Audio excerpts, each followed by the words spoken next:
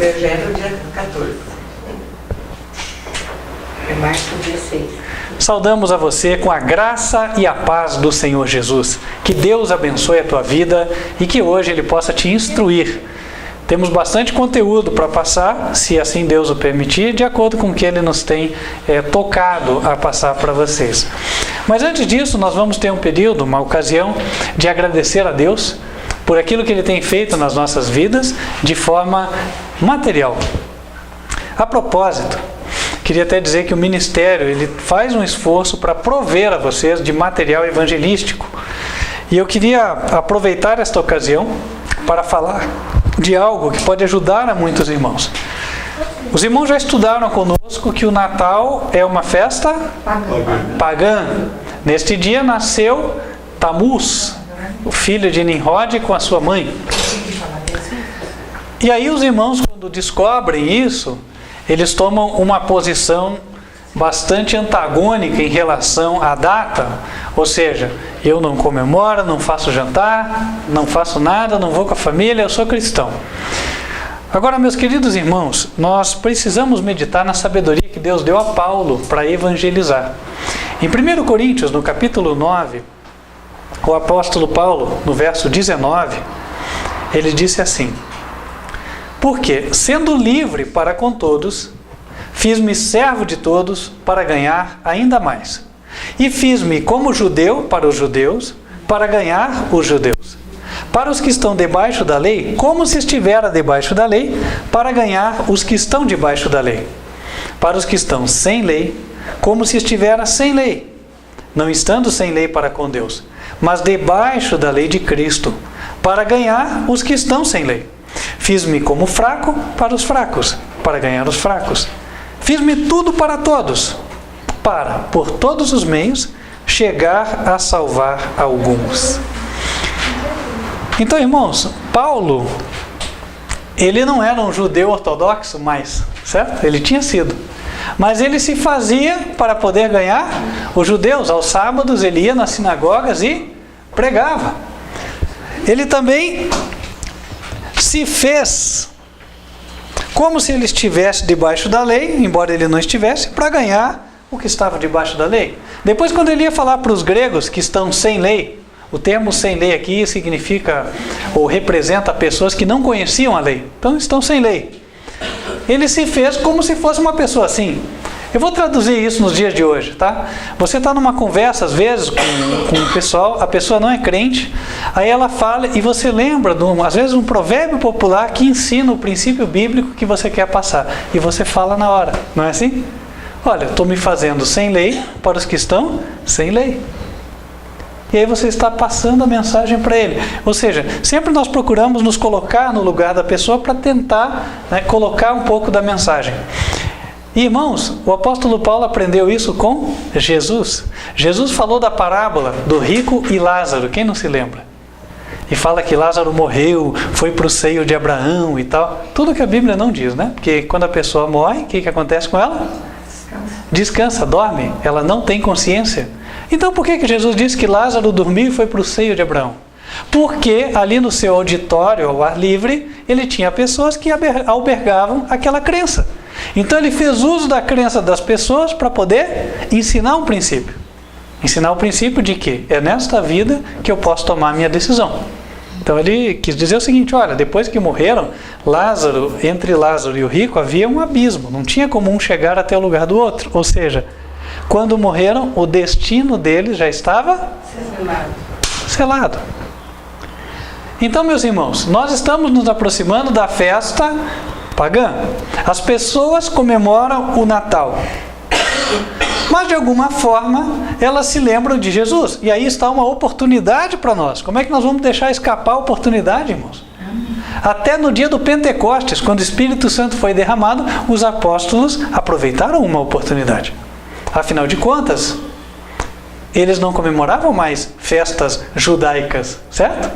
Mas era o dia de uma festa judaica.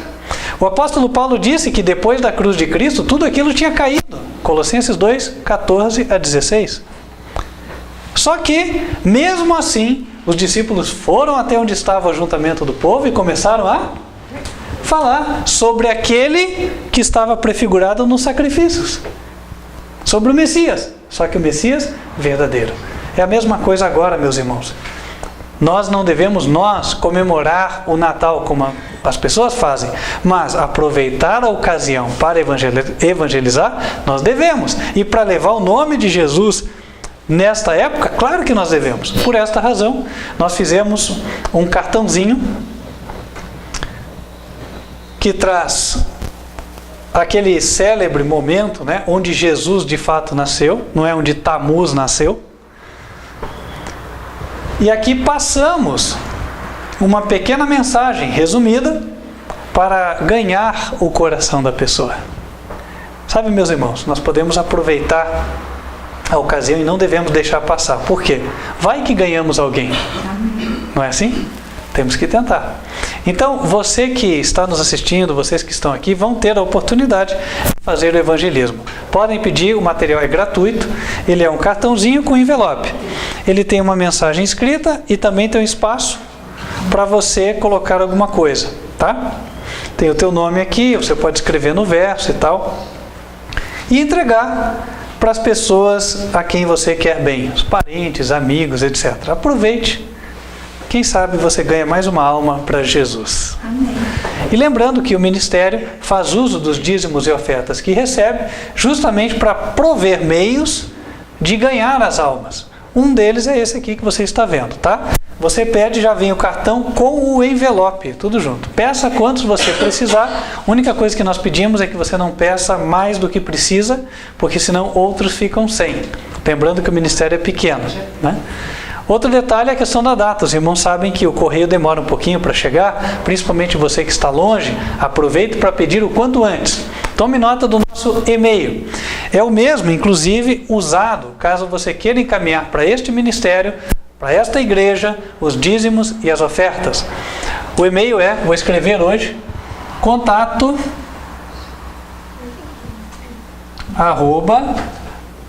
@advertenciafinal.com.br, ok?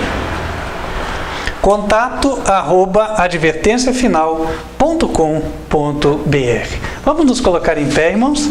Vamos louvar a Deus. Enquanto estivermos louvando, aqueles que se prepararam poderão entregar os seus dízimos e ofertas ao Senhor. E você que nos assiste, saiba, nós providenciamos relatórios de aplicação dos dízimos e ofertas. Se você é dizimista, é ofertante e deseja receber, entre em contato. Você manda o comprovante e nós mandamos para você o relatório.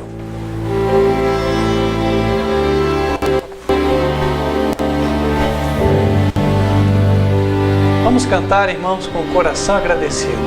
Meu melhor momento foi quando com Cristo tive um encontro que jamais esquecerei. Da vida cansado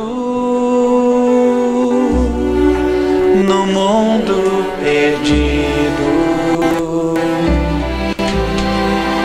então a sua doce voz eu escutei.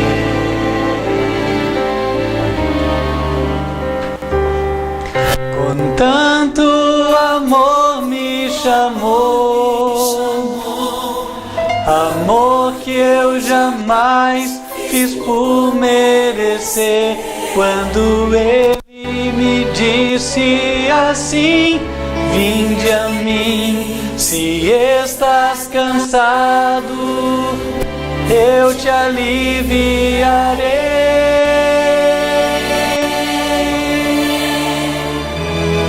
Com tanto amor me atraiu, com tanto amor que eu não resisti. Chorando minha vida a Ele entreguei, Meu melhor momento foi quando o encontrei. Meu melhor momento. Vamos nos colocar de joelhos e falar com o Senhor.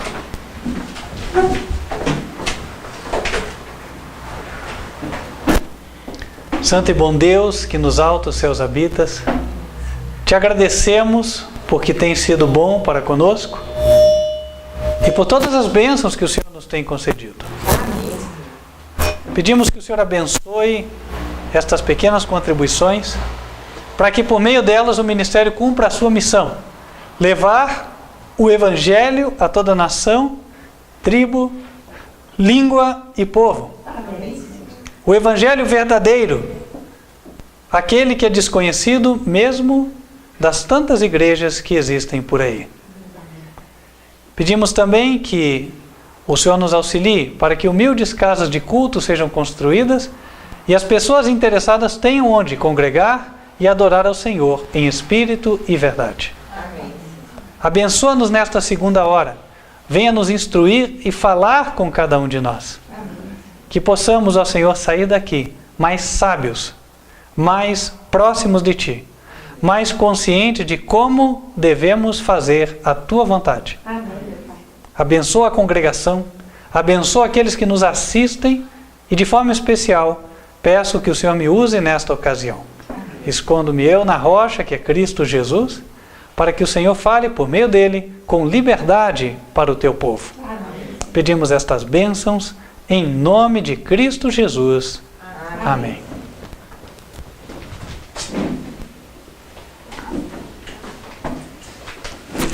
Queridos irmãos, convido a todos para abrirem as Bíblias no livro de 2 Reis, capítulo 4. 2 Reis, capítulo 4. E hoje nós vamos tratar do seguinte tema: a queda de um dos líderes. Vou repetir o tema: a queda de um dos líderes. As lições registradas nos livros históricos, elas são muito instrutivas. E ao analisar as histórias, nós temos como entender, por meio de ver aonde as pessoas fracassaram, como podemos nós evitar a nossa própria queda. E podemos ver também como as pessoas triunfaram quando confiaram no Senhor, quando obedeceram a Ele. Da mesma forma que foram derrotadas quando confiaram em si mesmas. E aí que nós vamos tratar de uma história que é bastante instrutiva para nós, em especial nestes dias turbulentos que viemos atravessando. 2 Reis, capítulo 4. A Bíblia relata ali a história de Eliseu. Eliseu, para quem não conhece, foi no passado o ajudante do grande profeta Elias. A Bíblia diz que Eliseu era aquele que deitava água sobre as mãos de Elias.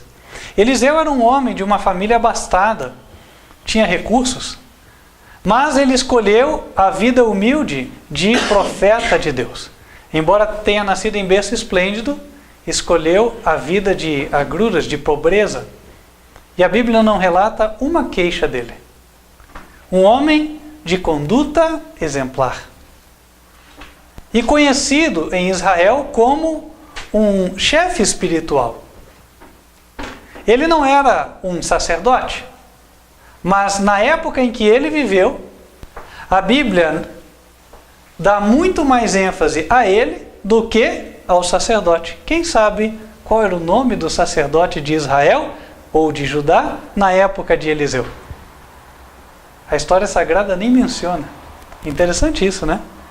Você veja que como para Deus as coisas são diferentes. Quem sabe naquela época O sacerdote era o grande, né?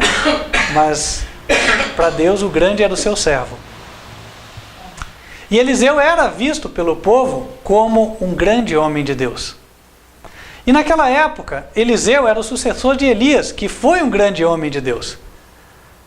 Portanto, eles entendiam, fazendo a associação de que o ajudante do profeta era também um líder espiritual em Israel, assim como Eliseu tinha sido para com Elias.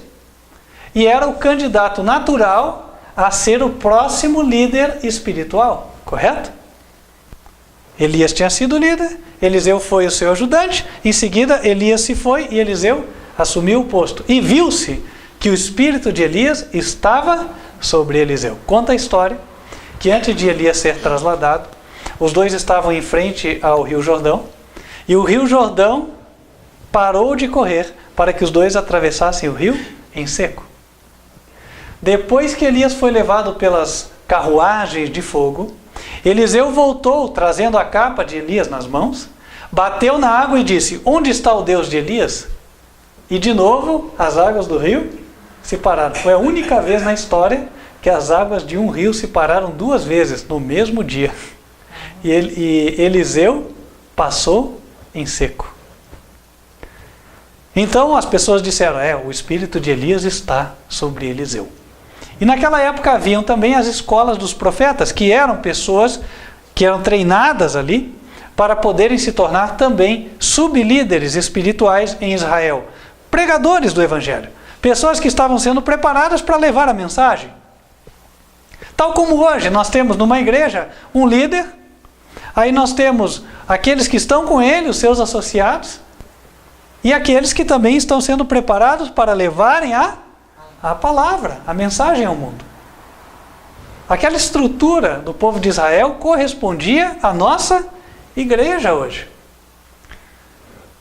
E em 2 Reis, capítulo 4, a Bíblia conta que uma mulher abastada, chamada Sunamita, não diz o nome dela, mas ela gostava de Eliseu. Eu digo, ela gostava do trabalho de Eliseu. E ela ajudava Eliseu. Ela chegou a fazer um quarto na sua casa para ele. Capítulo 4, verso 9. Ela disse a seu marido: eis que tenho observado que este que passa sempre por nós é um santo homem de Deus. Façamo-lhes, pois, um pequeno quarto junto ao muro, e ali lhe ponhamos uma cama, uma mesa e uma cadeira e um candeeiro. E há de ser que, vindo ele a nós, para ali se retirará. E sucedeu um dia que veio ali, e retirou-se àquele quarto e se deitou ali. Então disse ao seu moço, Geazi: chama esta sunamita. E chamando a ele, ela se pôs diante dele. Porque lhe dissera: dize-lhe, eis que tu nos tens tratado com todo desvelo. Que se há de fazer por ti? Haverá alguma coisa que se fale por ti ao rei ou ao chefe do exército? E dissera ela: eu habito no meio do meu povo. Essa era uma forma de dizer o seguinte: nós não temos problemas, está tudo bem, estamos em paz. E também não temos inimigos. 14. Então disse ele: que se há de fazer, pois, por ela? E Geazi disse: ora, ela não tem filho, e seu marido é velho. Os irmãos sabem que para a mulher naquela época não ter filhos era uma desonra. No versículo 16, Eliseu diz a esta mulher: a este tempo determinado, segundo o tempo da vida, abraçarás um filho. E disse ela: não, meu senhor, homem de Deus, não mintas a tua serva. E concebeu a mulher e deu à luz um filho, no tal tempo determinado, segundo o tempo da vida que Eliseu lhe dissera. E crescendo o filho, sucedeu que, um dia, saiu para seu pai, que estava com os segadores. E disse a seu pai: ai, a minha cabeça, ai, a minha cabeça. Então disse a um moço: leva-o à sua mãe. E ele o tomou e o levou à sua mãe, e esteve sobre os seus joelhos até o meio-dia e morreu. Aí conta a história que ela, sem dizer nada ao marido sobre o que tinha acontecido, tomou o jumento e foi até onde Elias estava, no Monte Carmelo. Até onde Eliseu estava, digo. No versículo 25, a Bíblia diz: partiu ela, pois, e veio ao homem de Deus, ao Monte Carmelo. E sucedeu que, vendo-a o homem de Deus, de longe, disse a Geazi, seu moço: eis aí a sunamita. Agora, pois, corre-lhe ao encontro e diz-lhe: vai bem contigo? Vai bem com teu marido? Vai bem com teu filho? E ela disse: vai bem. Chegando ela, pois, ao homem de Deus, ao monte, pegou nos seus pés. Mas chegou Geazi para retirar, e o homem de Deus lhe disse: deixa-a, porque a sua alma nela está triste de amargura, e o Senhor mo encobriu e não mo manifestou. Faça uma pausa aqui. Irmãos, até aqui já ficou evidente que Eliseu tinha o seu moço que o ajudava, que se chamava Geazi. O que Eliseu tinha sido para Elias, Geazi era para Eliseu. Era natural o povo olhar para Geazi e ver ele como um candidato a substituto de Eliseu. Um candidato a novo líder. Um homem com uma certa liderança espiritual. Mas uma coisa interessante ocorre aqui. Aquela mulher, ela era abençoada com a presença do profeta e com os conselhos do profeta. Ela tinha feito inclusive um quarto para que o profeta, quando passando em viagem, pudesse ali repousar. E ela vem na sua amargura e ela é recepcionada pelo servo de Eliseu, Geazi. Quando Geazi pergunta se está bem, qual a resposta dela? Vai tudo bem. Vai tudo bem. Por que ela não disse a verdade para ele? Ou melhor dizendo, por que ela não se abriu com ele?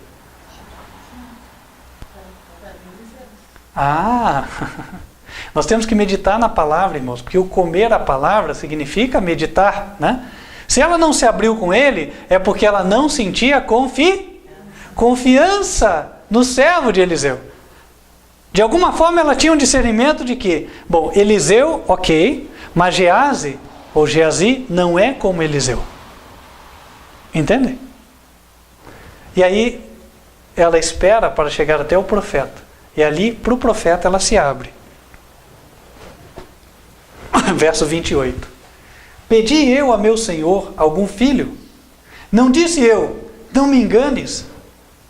E ele disse a Geazi, Eliseu fala para Geazi: cinge os teus lombos e toma o meu bordão na tua mão e vai.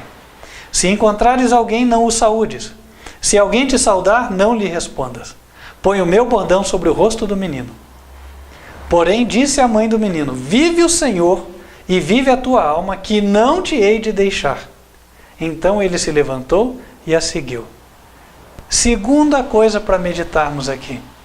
Eliseu fala para o seu servo: olha, vai lá e leva o meu bordão. Em outras palavras, vai resolver. A mulher confia? Não. De novo ela não confia.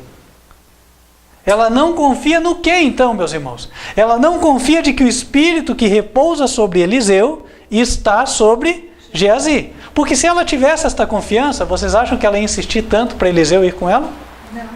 Não. Lembram-se daquele homem que mandou dizer a Jesus: dize uma palavra só e o meu servo viverá. Ela não confiava. Ela tinha discernido que Eliseu tinha o Espírito de Deus, mas Geazi tinha qualquer coisa estranha ali.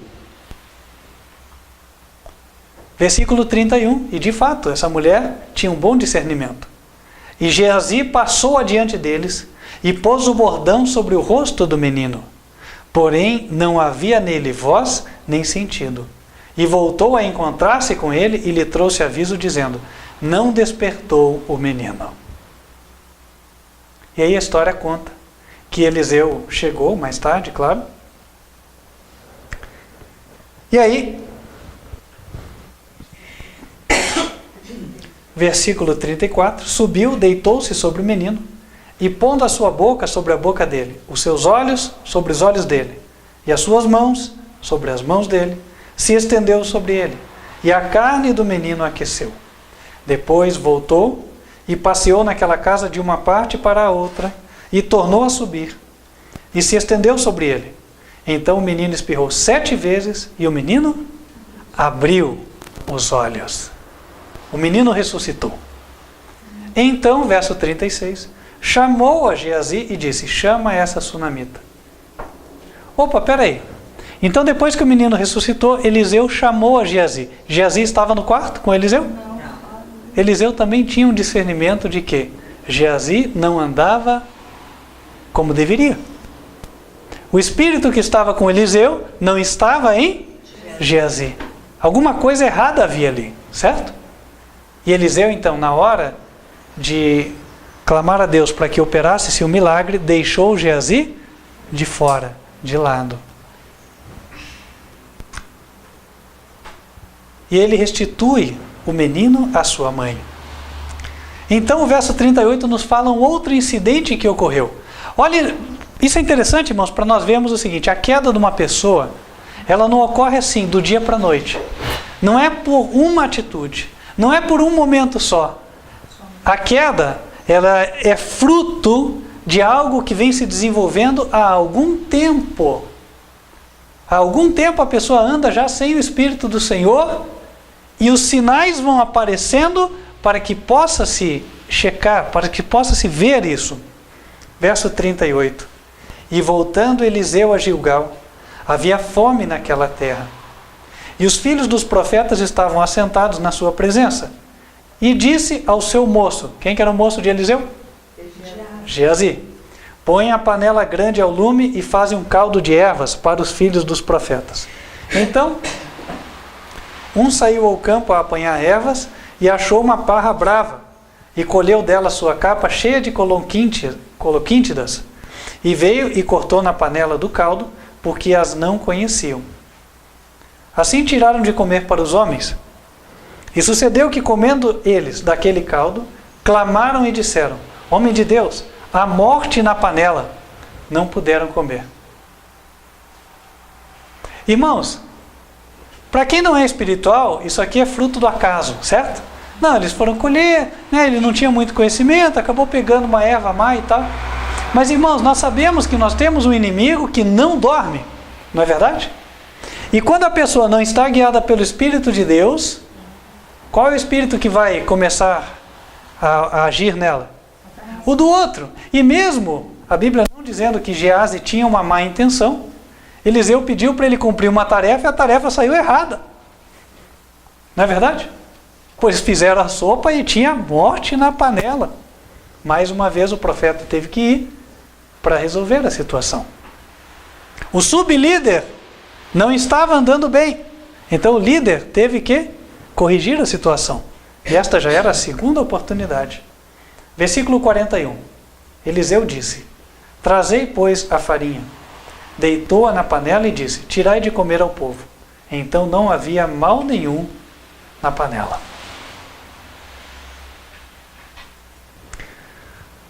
Terceira evidência, a partir do verso 42. E um homem veio de Baal-Salisa e trouxe ao homem de Deus, diga-se Eliseu, entenda-se, digo Eliseu, trouxe pães das primícias, 20 pães de cevada e espigas verdes na sua palha, e disse, dá ao povo para que coma. Porém, seu servo disse, quem era o servo de Eliseu? Geazi. Como hei de eu pôr isso diante de 100 homens? E disse ele, dá ao povo para que coma, porque assim diz o Senhor, comer-se-á e sobejará. Então lhe os pôs diante, e comeram, e deixaram sobejos, conforme a palavra do Senhor. Se a história de Geazi parasse aqui, alguém meramente podia dizer, não, o problema é que Geazi estava sem fé. Mas há outra coisa aqui. O homem de Deus fala. Em alguma ocasião a Bíblia diz que Elias falou e Eliseu questionou? Não, né?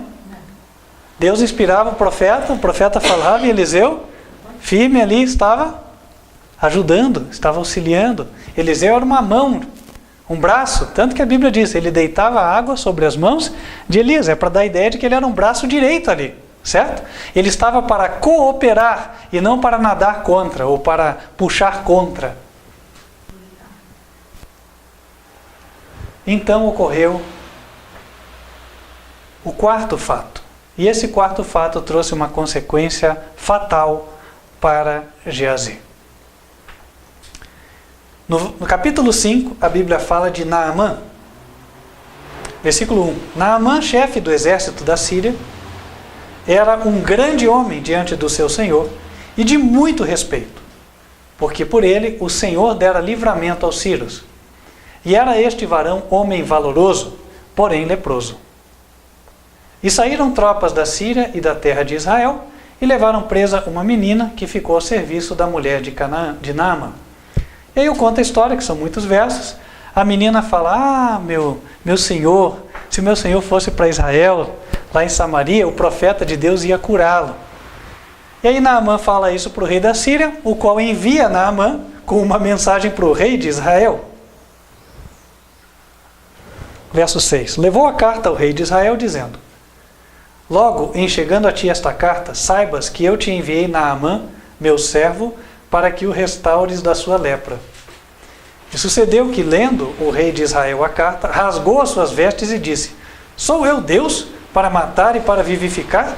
Para que este envie a mim, para eu restaurar a um homem da sua lepra? Pelo que deveras notai, peço-vos, e vede que busco ocasião contra mim. Sucedeu, porém, que, ouvindo Eliseu, homem de Deus, que o rei de Israel rasgara as suas vestes, mandou dizer ao rei: Por que rasgaste as tuas vestes? Deixa ouvir a mim, e saberá que há profeta em Israel. Veio, pois, Naamã com os seus cavalos e com o seu carro, e parou à porta da casa de Eliseu. Então Eliseu lhe mandou um mensageiro, dizendo: Vai e lava-te 7 vezes no Jordão, e a tua carne te tornará, e ficarás purificado.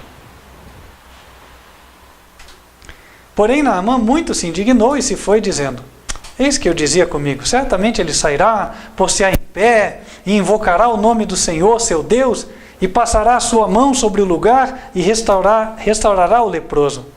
Não são, porventura, Abana e Farpar, rios de Damasco, melhores do que todas as águas de Israel? Não me poderia eu lavar neles e ficar purificado? E voltou-se e se foi com indignação. Mas, finalmente, os seus servos o convenceram. Verso 14, e ele desceu e mergulhou no Jordão 7 vezes, conforme a palavra do homem de Deus. E a sua carne tornou como a carne de um menino, e ficou purificado. Então voltou ao homem de Deus, ele e toda a sua comitiva, e veio e pôs-se diante dele, de Eliseu, e disse: Eis que tenho conhecido que em toda a terra não há Deus, senão em Israel. Agora, pois, te peço que tomes uma bênção do teu servo.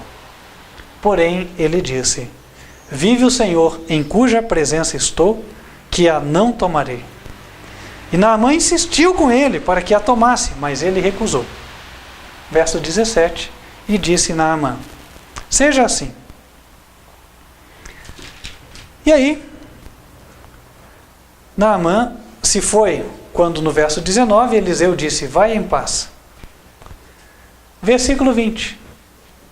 Então Geazi, moço de Eliseu, disse: Eis que meu senhor impediu a este sírio Naamã que da sua mão se desse alguma coisa do que trazia. Porém, tão certo como vive o Senhor, que hei de correr atrás dele e tomar dele alguma coisa. Geazi se achava mais sábio do que Eliseu. Não é verdade?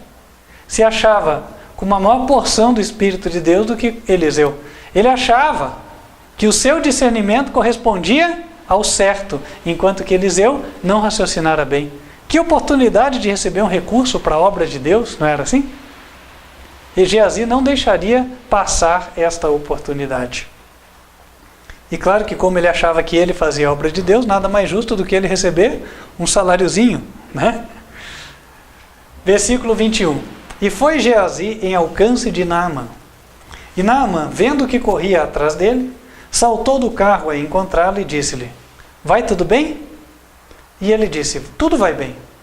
Meu senhor me mandou dizer, olha a mentira, eis que agora mesmo vieram a mim 2 jovens dos filhos dos profetas da montanha de Efraim. Dá-lhes, pois, 1 talento de prata e 2 mudas de vestes. E disse Naamã: Se servido tomar 2 talentos. Imagina, né, Naamã, agradecido que estava, né, tinha sido curado da lepra, só esperava a morte. Agora que ele estava curado, ele ficou hiper feliz de poder ofertar. Mas Geazi não agia bem. Versículo 24. E chegando ele à altura, tomou-os das suas mãos e os depositou na casa. Então Geazi pegou aquela riqueza ali. E despediu aqueles homens e foram-se. Então ele entrou e pôs-se diante de seu senhor. E disse-lhe Eliseu: de onde vens, Geazi? E disse: teu servo não foi nem a uma, nem a outra parte. Mentira. Ou uma evasiva. De onde vens? Ele poderia dizer, né, qualquer coisa. Não venho de nenhuma nem de outra parte, ou seja, não fiz nada demais, né? Como Satanás, né, bem lembrado, quando Deus pergunta para Satanás, né, de onde vem Satanás? Quando ele se apresenta lá, de rodear a terra, passear por ela. Né? Ele não contou que ele só vinha fazendo maldade até ali, que estava ali com mau propósito, nada disso, né? Irmãos, há uma lição muito instrutiva aqui. Geazi era aquele que estava, em termos da igreja ali, logo abaixo do líder. Só que Geazi achava que a administração do ministério não ia bem. Por quê? Porque quando foi oferecida aquela oferta para Eliseu, o que Geazi fez? Ele achou que Eliseu respondeu mal. E ele foi então fazer a sua maneira, em desafio aberto a quem ele via, que era Eliseu. Mas o desafio era contra quem? Contra Deus, não era verdade? Aí ele foi, sem dar satisfação para ninguém, sem dizer nada, foi e fez. E depois já apareceu quando tudo estava feito. Irmãos, às vezes nós não precisamos abrir nossa boca para dizer que nós somos rebeldes. As nossas atitudes nos denunciam. Ninguém precisa nos investigar. Sabe que quando as pessoas comparecerem naquele grande dia diante de Jesus e os olhos de fogo repousarem sobre elas, imediatamente elas começarão a confessar. Sem que Jesus tenha pedido. Mas por que farão isso? Que no fundo a pessoa sabe. Ela sabe que as atitudes dela condenaram. Pode ser que ela tenha escondido de todos, mas ela não escondeu dela mesma. Ela sabe. E sabe, irmãos, Geazi já estava condenado. Não havia o que se pudesse fazer por ele. Não era a primeira vez em que ele tinha evidências de que Deus não andava com ele. Ele tinha tido a oportunidade de trabalhar no ministério, mas o seu trabalho não tinha sido frutífero, embora ele tenha se esforçado. Ao mesmo tempo, ele pôde ver que em algumas ocasiões ele foi fazer uma coisa que ele pensava que era um trabalho do Senhor. Ele foi fazer a sua viagem até a casa da sunamita e a sua viagem não deu certo. O filho da sunamita não ressuscitou. Era uma outra evidência para ele parar e pensar, puxa, algo está errado. Mas pelo jeito, Geazi era mais daquele de pôr a culpa nos outros, menos nele, né? Quando a gente não quer dizer que o problema é nosso, sempre nós encontramos alguém que errou no meio da situação para nos justificar. Ou o povo é muito mau, é muito ruim, não é assim? Sempre tem um problema, o problema nunca está comigo. Mas irmãos, se eu fizer um trabalho para o Senhor, e se eu for consistente no meu trabalho, e se eu for uma pessoa perseverante, e se eu fizer muita coisa, e depois de muito tempo, eu não ver frutos, almas novas que vierem e tal, tem alguma coisa errada. O Espírito de Deus não está atuando em mim. Eu preciso reconhecer isso. Eu estou muito cheio do eu e vazio do Espírito de Deus. E aí é onde eu corro mais perigo. Porque cheio do eu vou achar que a minha opinião é mais importante do que a de Deus. E Deus não vai chegar na minha mente e falar assim, eu penso diferente de você. Não é assim. Deus colocou pessoas na terra a qual nós temos que nos reportar. E por meio delas Deus dá a mensagem. Agora, se eu fizer ouvido mouco, Deus não tem outra forma de me alcançar. Porque Deus não vai usar o método que eu quero, vai usar o método que Ele quer. Porque Deus sempre usa um método que nos humilha para o nosso próprio bem. Jesus falou que o problema dos fariseus é que eles diziam para os seus liderados a respeito de Jesus: não queremos que este reine sobre nós. Nós não estamos aqui para escolher o instrumento de Deus que venha falar a mensagem para nós. Uma vez, falei com uma pessoa, muitos anos atrás, que ela tinha andado bem, só que ela decaiu, e até hoje está em apostasia. Falava: olha, mas fulano já te avisou assim, assim, assim. Daí ele falou: não, eu até ouvi, mas... Eu falei assim: como é que Deus vai falar para ele? Por que não fala comigo direto? Ele era um líder de igreja. Pois é, né? Deus não falou até hoje. E ele está lá na apostasia até hoje. Fazem muitos anos. Sabe o que é isso, irmãos? Orgulho. O orgulho faz a pessoa não escutar os outros. Esse é um problema. E Geazi estava doente com orgulho. E desta doença, o quadro dele se agravou mais porque ele se tornou tão autoconfiante a ponto de se entender melhor do que Eliseu, que era o seu instrutor naquele momento. O instrutor que Deus designou. Eliseu era um pecador, irmãos? Sim. Claro que era. Com certeza ele tinha falhas, né? Como todos nós, né? Nós somos seres humanos, nós temos as nossas falhas. Ele era um pecador, mas isso justificava Geazi? Não. O fato de nós termos pessoas, líderes, que não são iguais a Jesus ainda, não são perfeitos, não nos justifica. E Geazi não estava satisfeito com a administração do ministério.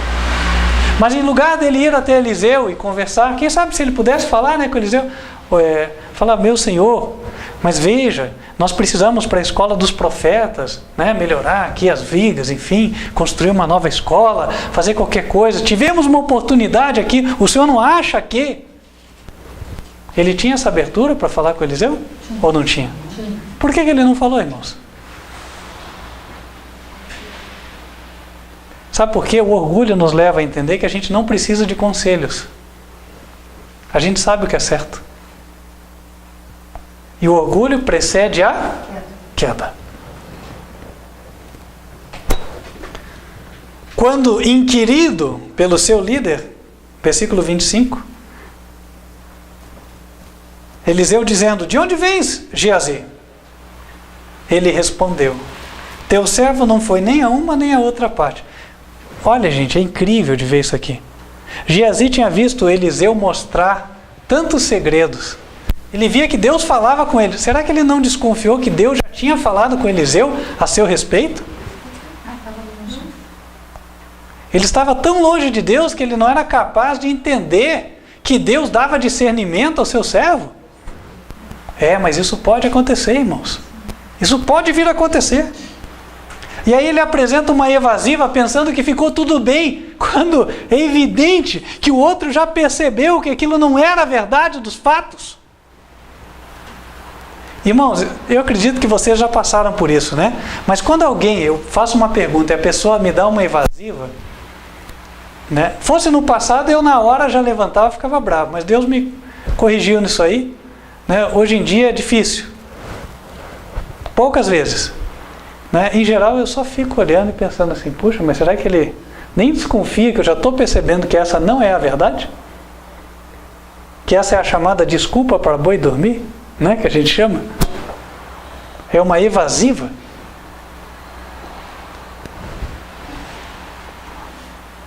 Versículo 26. Eliseu deu uma resposta direta. Chega a hora de ter que confrontar a pessoa que está no erro. Porém, ele lhe disse: porventura não foi contigo o meu coração, quando aquele homem voltou de sobre o seu carro a encontrar-te? Era isso a ocasião para tomares prata e para tomares vestes e olivais, e vinhas e ovelhas, e bois e servos e servas?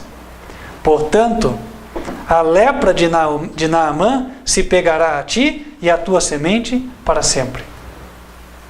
Então saiu diante dele leproso, branco como a neve.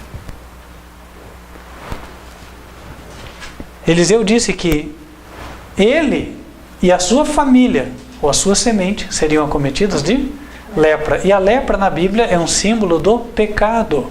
Isso quer dizer, olha, você foi contaminado pelo pecado. E no caso Deus ali deu uma manifestação visível, física, para Geazi nunca mais se esquecer. Seria a forma de Deus fazer com que Geazi ainda reconsiderasse e pudesse um dia se salvar. E a família também ficou com lepra. E isso traz uma lição para nós. Hoje, quando você tem um sublíder que se acha melhor do que os outros, a ponto de desafiar aquilo que é estabelecido, desafiar o conselho que Deus dá por meio dos líderes e avançar, ele vai ficar doente do pecado e a sua família também será contaminada. Porque o homem tem liderança sobre a sua família.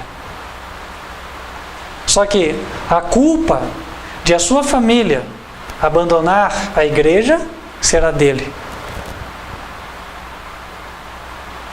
Meus irmãos, esta lição de Geazi serve para todos nós, em especial para aqueles que operam como cooperadores, aqueles sublíderes no ministério. Se Deus te deu uma obra para fazer, esteja contente com a obra que Ele te deu. Encaixe-se dentro da estrutura. Submeta-se àquele a quem você deve se submeter por amor a Deus e não pelo homem. Não ande nos caminhos da tua própria sabedoria, porque eles nunca te levarão ao céu. Ande nos caminhos traçados pelo Senhor. O homem e a mulher que andam com Deus são aqueles que fazem como Enoque. Em todo momento perguntam, Senhor, será este o teu caminho? Eles carregam consigo uma virtude essencial que é a desconfiança do eu. Ou seja, olha, eu acho que lá é o lugar, mas, puxa, eu vou orar antes. Eu vou perguntar, não custa, sabe, ligar para o meu irmão. Meu irmão, olha, estou pensando em fazer tal coisa assim, assim, assim, queria tirar uma opinião, o que é que você acha? Não dói a mão usar o telefone para falar isso. Ou aproveitar. Irmãos, Deus nos uniu como irmãos justamente para isso, para que nós possamos nos fortalecer. Se fosse possível nós sermos cristãos sozinhos para sempre, então Deus nem instituiria igrejas, certo? Deus diz, inclusive, em Hebreus, não deixeis a vossa congregação como é costume de alguns. Então há um benefício em vir para o culto. Quando alguém não vem para os cultos, eu fico preocupado. Por quê? Porque eu sei que é uma brasa que pode esfriar. E as brasas têm que estarem próximas para se aquecerem mutuamente. Irmãos, se Geazi tivesse dado ouvidos ao conselho de Hebreus capítulo 13, não teria ficado daquela forma. Em Hebreus capítulo 13, versículo 17, a Bíblia diz: obedecei a vossos pastores, ou superiores, outra versão, e sujeitai-vos a eles, porque velam por vossa alma, como aqueles que hão de dar conta delas, para que o façam com alegria e não gemendo, porque isso não vos seria útil. Adianta eu me submeter só quando já está claro que eu fiz errado, não tem como eu contar outra história, aí fala, tá bom, tem que ser assim? Tá bom. Isso é submissão, irmãos? Não. Qualquer um vê que não é. Isso é o seguinte, é uma rebeldia mal remediada. E aí, o apóstolo Paulo fala no verso 18, orai por nós, pelos pastores, porque confiamos que temos boa consciência, como aqueles que, em tudo, querem portar-se honestamente. Então, ore pelo seu líder, ore pelo seu pastor, para que ele continue trabalhando de boa consciência, com sinceridade diante de Deus, para que ele não caia.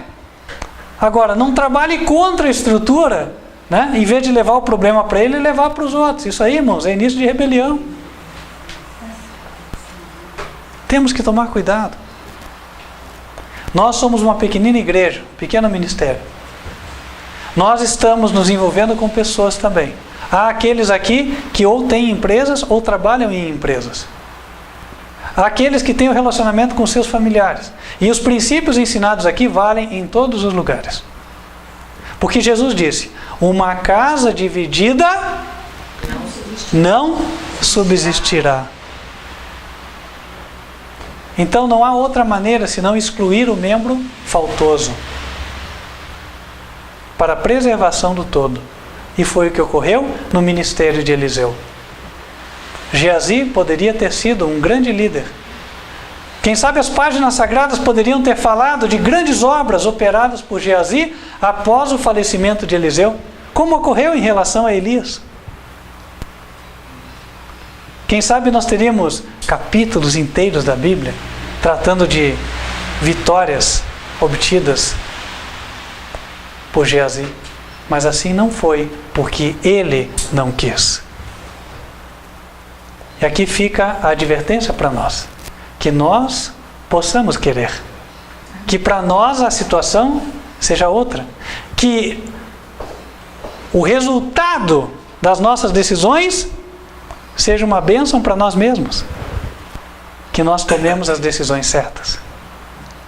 A Bíblia diz em Apocalipse 14, verso 12, que a paciência dos santos é os que guardam os mandamentos de Deus e a fé de Jesus. Mas isso não é só, meus irmãos, eu falar que guardo o sábado, que não creio na Trindade, eu obedecer formalmente as coisas,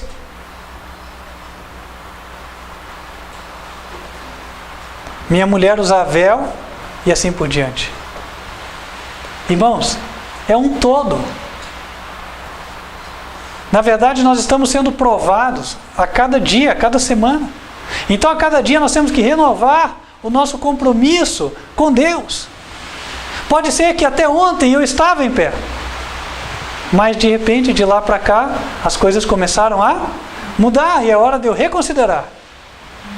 Pode ser que de alguns meses para cá, ou quem sabe de alguns anos para cá, as coisas começaram a desgringolar, gradualmente, sem que eu mesmo percebesse. E agora, essa mensagem pode vir como um choque. Mas, irmãos, que seja um choque para bem daquele que tem a parada cardíaca. Aí o coração volta a bater como deve. E fica o apelo do Senhor. Quem gostaria de dizer ao Senhor: Senhor, que não haja em mim coração rebelde, mas que haja inteira fidelidade ao Senhor e à ordem que o Senhor estabeleceu. Amém. Que assim seja, em nome de Jesus. Amém? Vamos nos colocar de joelhos e falar com o Senhor.